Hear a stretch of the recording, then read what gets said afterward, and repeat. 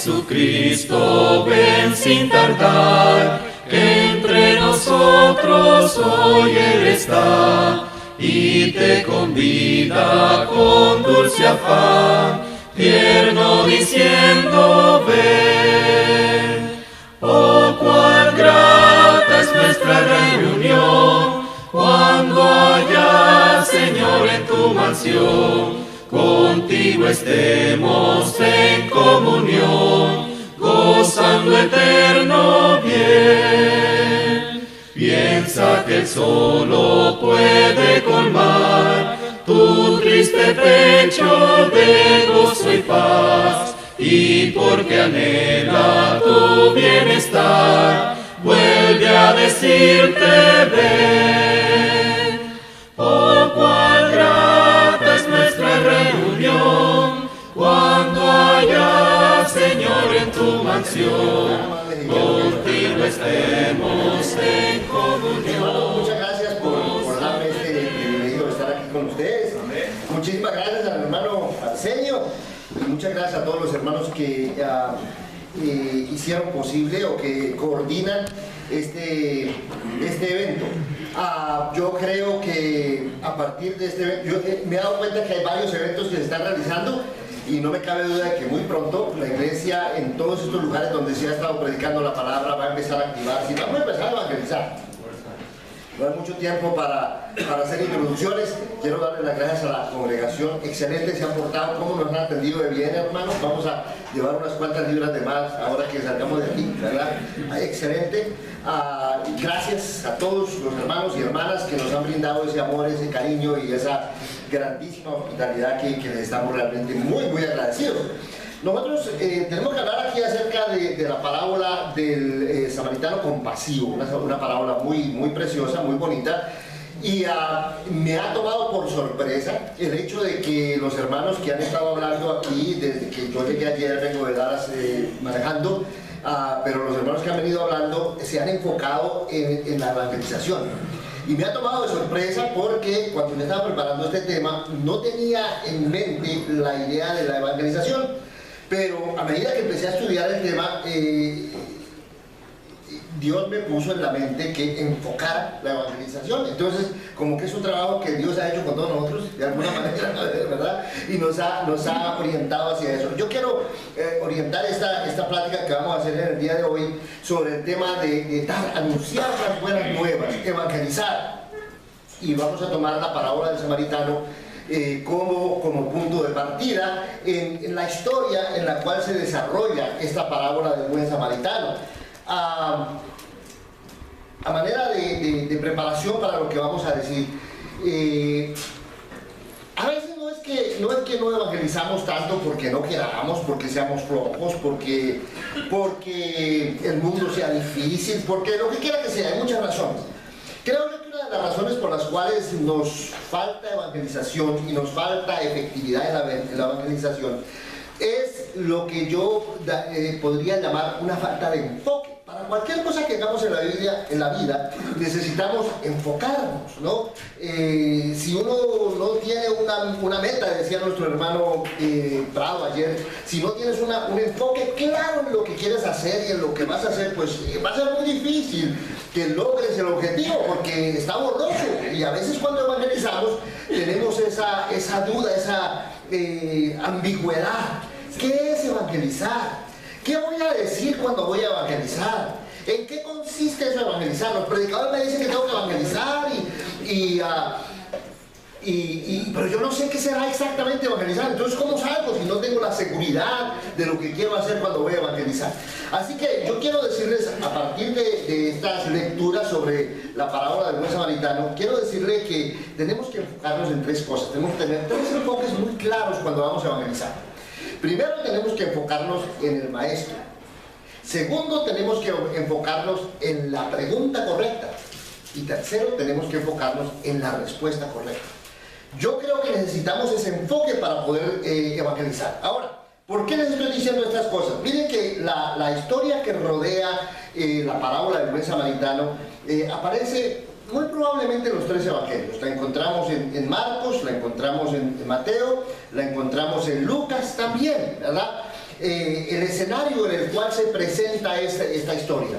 ¿El escenario cuál es? El escenario es que viene una persona muy preparada, un maestro de la ley, un doctor de la ley, y le pregunta a Jesús qué hay que hacer para heredar la vida eterna. Y Jesús le dice lo que hay que hacer para heredar la vida eterna. Ese es el escenario. En Mateo, capítulo 22, versículo 34 al 40, nosotros leemos lo siguiente. Entonces los fariseos, oyendo que había hecho callar a los saduceos, se juntaron a una.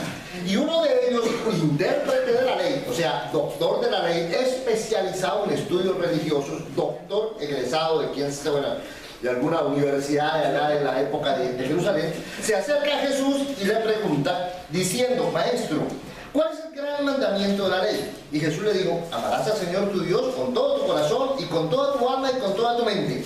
Este es el primero y gran mandamiento. Y el segundo es semejante, amarás a tu prójimo como a ti mismo.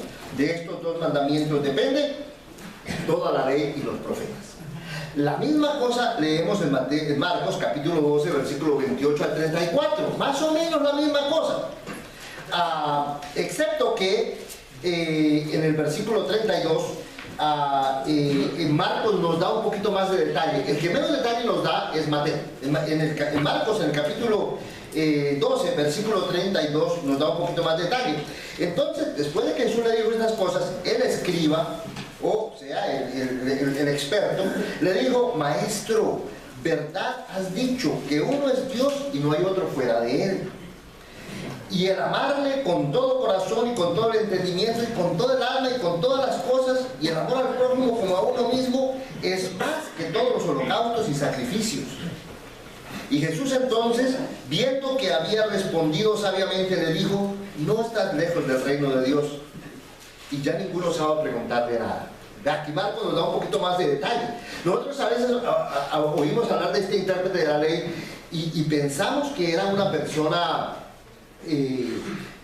orgullosa, una persona que estaba buscando una manera de hacerle una trampa a Jesús, y lo miramos con una óptica, con un lente completamente negativo. Pensamos que todo lo que el hombre dijo es negativo, pero según lo que nos dice Marcos, la cuestión no es tan negativa. El hombre tiene un grado de curiosidad. Sí vino a tentar a Jesús, sí representa la clase sacerdotal, no necesariamente la clase sacerdotal, sino la clase dirigente de los judíos, y sí tiene la intención de repente de hacer caer a Jesús en una trampa, pero tiene una inquietud genuina. El hombre tiene una inquietud genuina, y viene y le plantea a Jesús una inquietud verdadera, ¿cierto? Y Jesús lo ve y le dice, hombre, no estás tan lejos, no estás en el reino de Dios, pero no estás tan lejos del reino de Dios. Jesús se puede percibir, puede ver en este hombre esa nobleza o esa actitud. Ahora, veamos la de Lucas, que es donde está la parábola del hijo pródigo. Dice el versículo 25 de Lucas capítulo 10, y he aquí un intérprete de la ley se levantó y dijo para probarle, maestro, ¿haciendo qué cosas heredaré la vida eterna?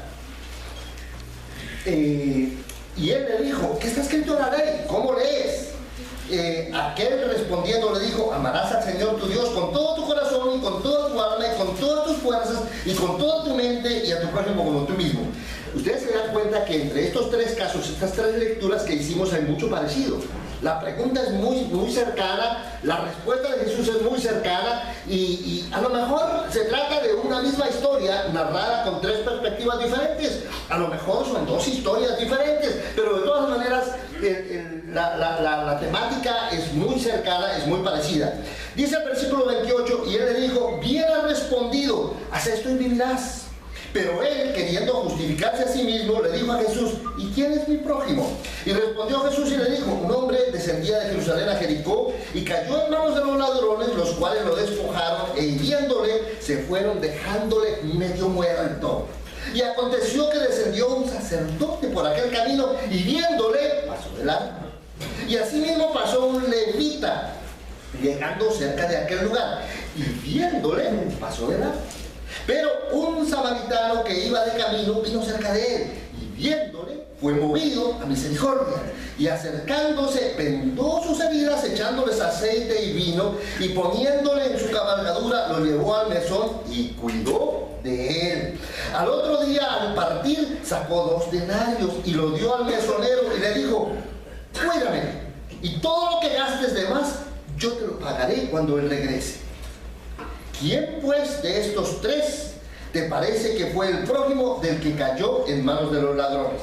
Y él dijo, el que usó de misericordia con él. Entonces Jesús le dijo, ve y haz tú lo mismo, ¿verdad? En esta historia nosotros vemos estos tres enfoques que necesitamos tener. En primer lugar, tenemos que enfocarnos en el maestro. Aquí tenemos un cuadro increíble. Tenemos un prestigioso maestro, reconocido maestro, elocuente, docto, capaz, con todas las credenciales que podría uno imaginarse en aquella época, que viene para hablar con otro maestro. Pero este otro maestro es un maestro sencillo, es un maestro pobre, es un señor, es un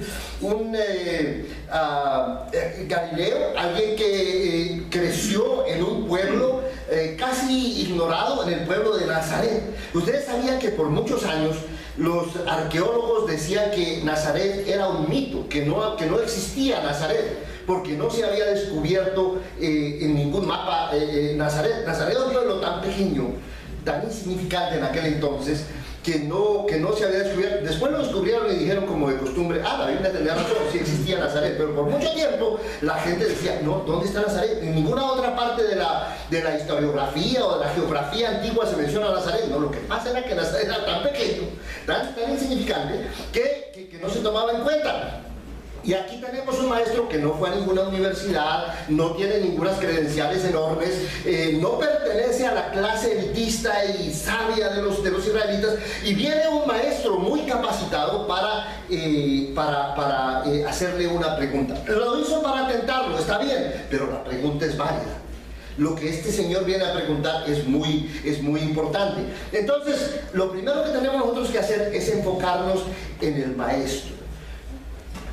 Yo creo que a veces en la iglesia nos enfocamos mucho en otras cosas que no son el maestro, o nos enfocamos en otras personas que no son el maestro.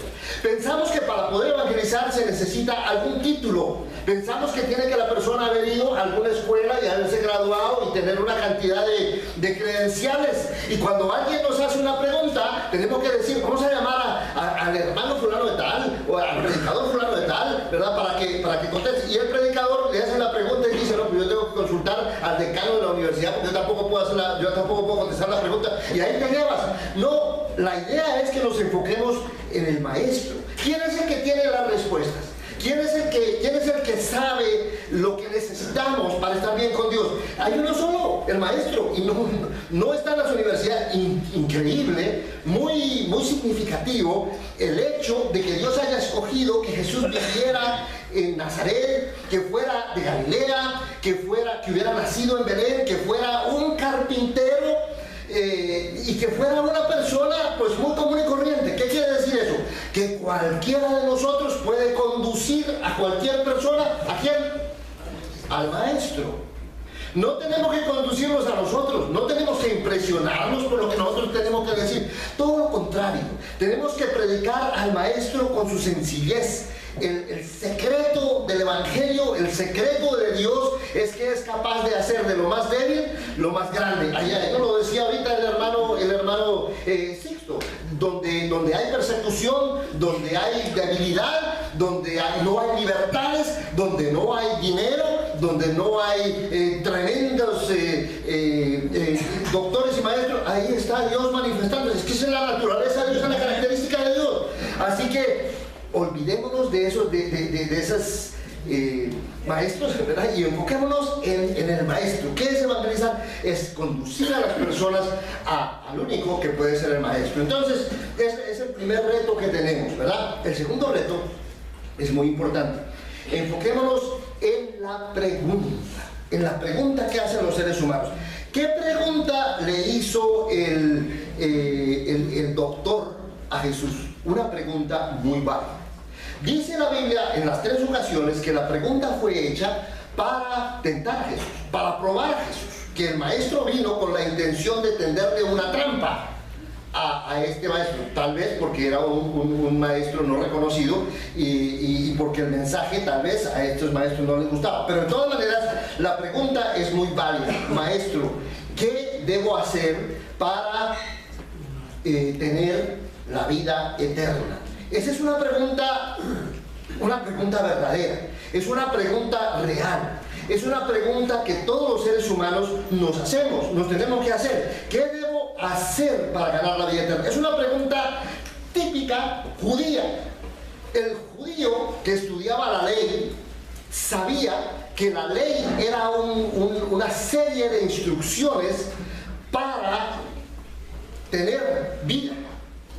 El judío no entendía la ley como una serie de ideas, filosofías extrañas, sino la cuestión aquí era ¿qué debo hacer? ¿Y qué debo hacer para tener ¿qué? La vida eterna? Esa pregunta es muy importante y nosotros necesitamos enfocarnos en esa pregunta. ¿Por qué? Porque hoy en día las preguntas que se hacen la gente son diferentes. La gente hoy en día está preguntando ¿qué cosa? ¿Qué debo hacer para ganar más plata? Es una pregunta que la gente que nos escucha, muchas personas tienen esa pregunta. Si aquí los hermanos hubieran dicho que va a venir el hombre más millonario de la China o va a venir Bill Gates para hablar sobre qué debe hacer una persona para ganar más plata, habría que hacer la reunión afuera, ¿verdad? Porque llegaría un montón de gente. La gente quiere hacerse esa pregunta, ¿no? Otras personas pueden preguntarse ¿qué debo hacer para pagar la renta mañana?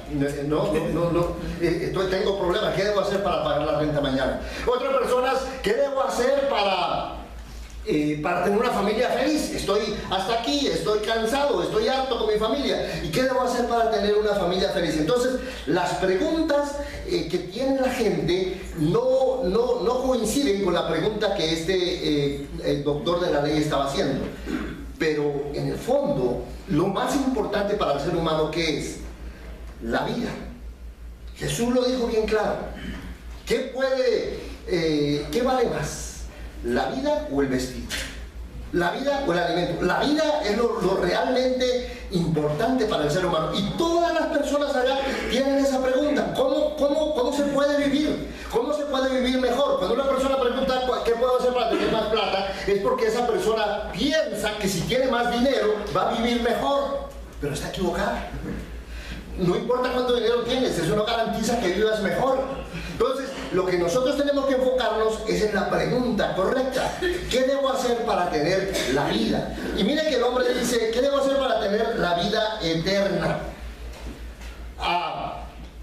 Esta es una clase de vida diferente. ¿Qué debo hacer para tener la vida eterna?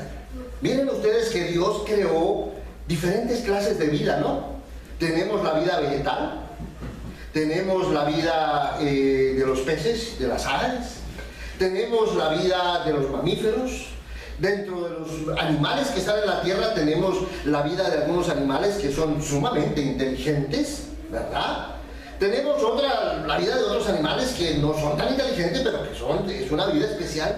Y luego, por último, tenemos la vida del ser humano. Se dan cuenta que en el libro de Génesis, cuando Dios nos habla de la creación, Dios nos habla de estos momentos específicos de una creación especial. Primero Dios creó la vida vegetal. Y luego Dios creó los peces y las aves. Y luego Dios creó la vida de los animales que están sobre la tierra. No dice a qué hora Dios creó los insectos, pero en algún momento Dios creó insectos, hormigas, cucarachas, todas esas cosas, ¿verdad? Pero vemos que la vida fue creada por etapas, si se quiere, ¿verdad? Por momentos, y que cada vez Dios crea una vida más interesante, ¿cierto? Interesantísima la vida vegetal, interesantísimo que en un planeta donde solamente había materia y donde solamente había rocas y agua y cosas de esas, muy interesante que de repente aparece algo que puede crecer de la tierra y que da fruto y que se siembra la semilla y produce más fruto. Es una vida especial. Pero luego, ¿qué les parece a ustedes cuando en las aguas aparece la vida de los peces? Ya no están sujetos a la tierra, ya los peces se mueven, ya buscan comida, ya eso es otra vida. Y la vida de las aves, otra vida. Y el perrito te queda mirando a los ojos y sientes que hay una relación entre el perrito y tú. Esta es otra vida, la vida del perrito es otra vida. La vida, ¿qué le parece cuando vienen los monos, los monitos y te hacen gracias, ¿verdad? Y tú te puedes quedar ahí mirando al mono, cómo se rasca el uno al otro y todo.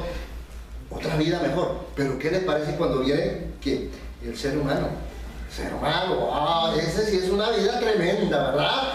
Adán, Eva, su capacidad de hablar, su capacidad de planear, su capacidad de adorar a Dios, su reconocimiento de que son criaturas de... Oiga, estamos hablando de una vida espectacular, la vida del ser humano. Pero nosotros sabemos que hay una vida más todavía, una vida mejor todavía. A esa vida se le llama la vida eterna. Nosotros sabemos que hay otra clase de vida. Esta vida tan espectacular que tenemos nosotros como es la vida del ser humano, todavía no es la vida final. Todavía viene una vida más espectacular. Y en el fondo todos nosotros estamos esperando la llegada de esa vida espectacular. Pensamos que quizás a través del trabajo, del esfuerzo, del progreso, de la tecnología, de los estudios, podemos progresar hacia una vida mejor. Y luchamos todos los días y llevamos toda nuestra historia humana, llevamos luchando por una vida mejor. Sabemos que existe la posibilidad de una vida mejor. Los ateos, biólogos, hablan de la evolución de la vida y ellos piensan que estamos en una etapa, estamos en un proceso y que más adelante nosotros vamos a tener una vida mejor. Bueno, la Biblia dice que Dios tiene preparado para nosotros una vida mejor. Tenemos una vida eterna, que es la vida de Dios.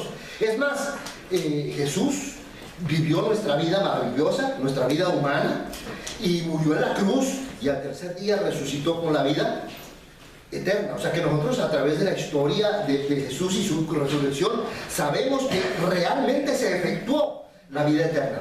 Y este maestro de la ley viene con la pregunta clave. Esa es la pregunta que todo ser humano tiene que hacerse realmente. ¿Qué voy a hacer para participar en esa vida eterna? ¿Qué debo hacer para tener esa calidad de vida, esa nueva vida que está prometida para mí? Aunque no seas creyente, aunque no creas en Dios, hay algo en tu interior que te dice que la vida va en ascenso y que hay una vida mejor y tú luchas por esa vida mejor. Eso es lo que Jesús vino a enseñar. ¿Cómo se puede alcanzar esa vida eterna? Y la pregunta del maestro es clave. Es un maestro judío y como judío, como experto en la ley, como conocedor de la palabra de Dios, sabe hacer las preguntas correctas y esta es la mejor pregunta que ha podido hacer el hombre. Noten ustedes que el hombre dice: ¿qué debo hacer para tener la vida eterna? Porque es cuestión de hacer. La ley, la Torá judía, cuando hablamos de la ley, nosotros pensamos que la ley son solamente los 10 mandamientos y todas estas cosas, pero los judíos pensaban que los escritos del Antiguo Testamento eran una instrucción, eran instructivos para enseñarle al hombre precisamente cómo vivir, como Dios quiere que vivamos. Entonces, el judío hace la pregunta correcta, ¿no? ¿Qué debo hacer? Ahí está el problema, tenemos que enfocarnos en esas preguntas, porque a veces nosotros nos dejamos confundir y hacemos las preguntas que no son correctas. No, ¿qué debo pensar? No dijo el hombre, ¿qué debo pensar para ganar la vida eterna? ¿O qué debo creer para ganar la vida eterna? ¿O qué debo hablar? ¿O qué debo discutir? ¿O qué debo tener para ganar la vida eterna? El problema es que nosotros a veces pensamos que la vida eterna se puede ganar a base de lo que tienes. ¿Qué debo tener para tener la vida eterna? La pregunta está equivocada. No se trata de qué debes tener, se trata de qué debes hacer. Nosotros a veces cuando evangelizamos, ven, te voy a enseñar qué es lo que tú tienes que creer, y empezamos a enseñarle a las personas una serie de cosas que tienen que creer. Bueno, no es lo que tú creas, es lo que hagas. De nada sirve que creas o que pienses o que tengas las mejores ideas en tu mente, decía nuestro hermano Prado ayer, si no las pones en acción, si no haces nada, no ganas la vida eterna, sencillamente no ganas la vida eterna. Entonces la pregunta es, ¿qué debo yo hacer para tener la vida eterna? Qué pregunta tan buena. Olvídate que este era un enemigo de Jesús, olvídate que este era una persona que venía a tentar a Jesús. Hizo la pregunta ideal, la pregunta precisa.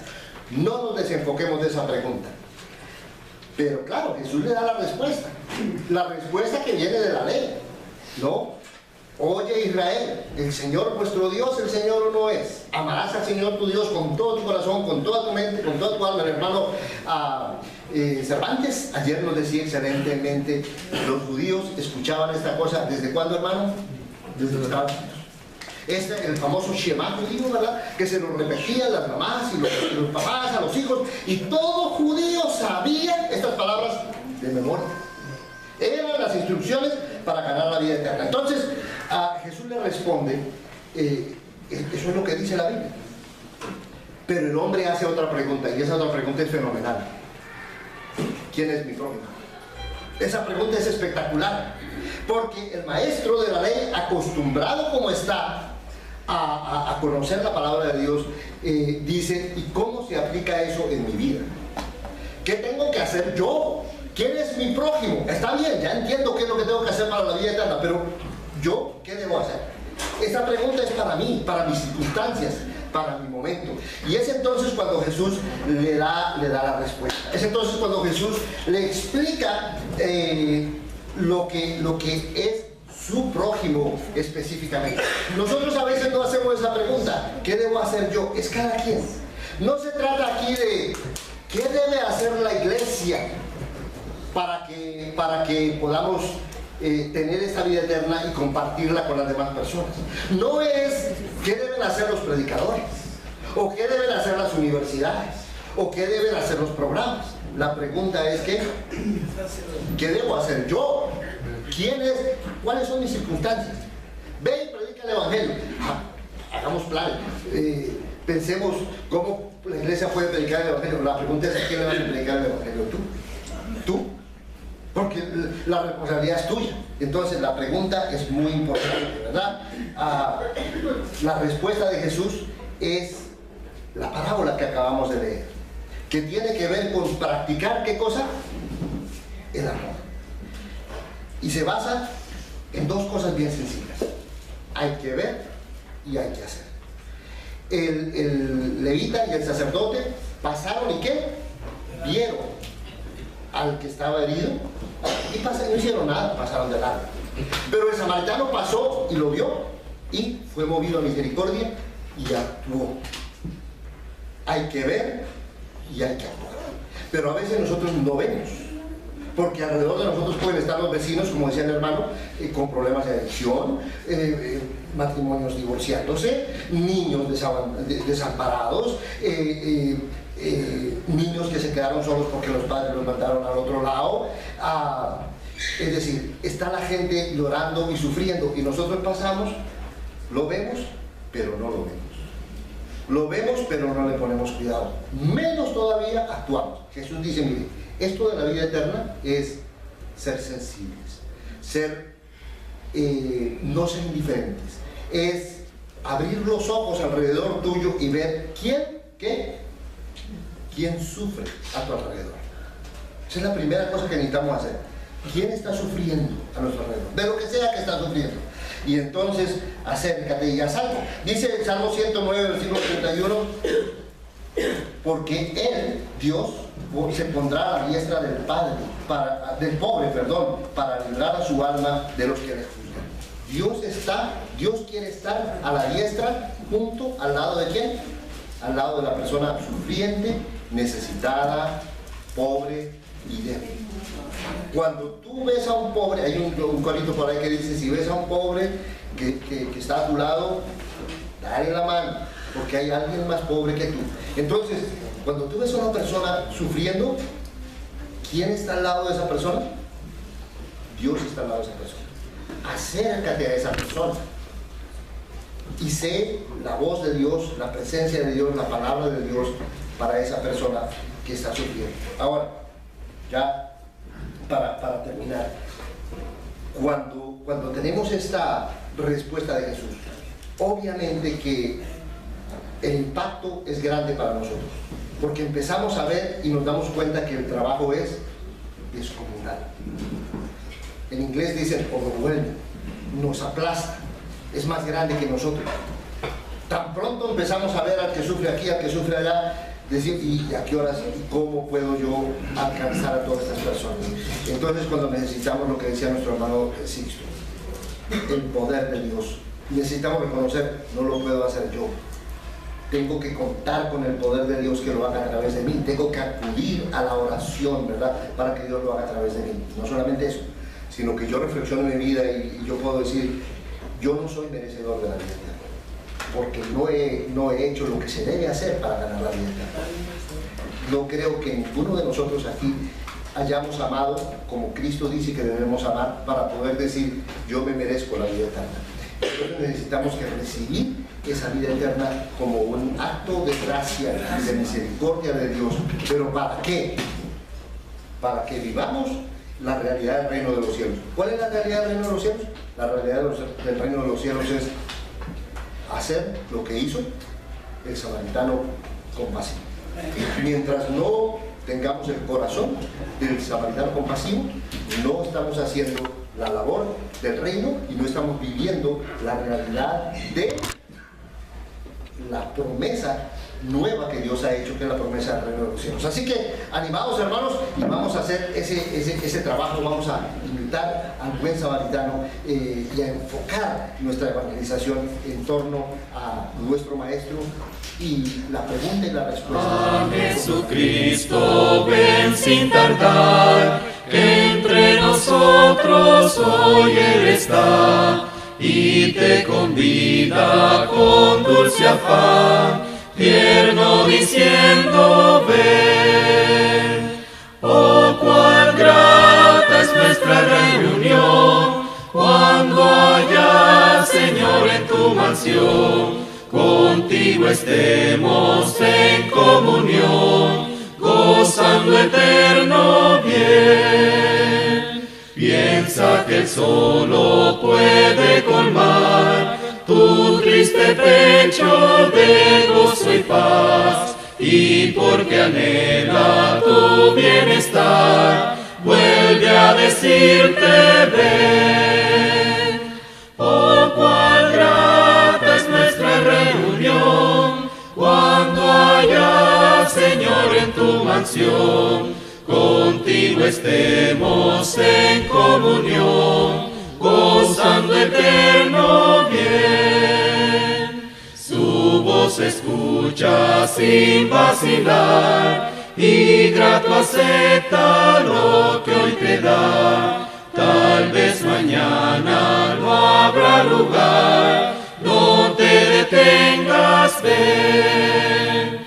Oh, cuán grata es nuestra reunión, cuando haya, Señor, en tu mansión, contigo estemos en comunión,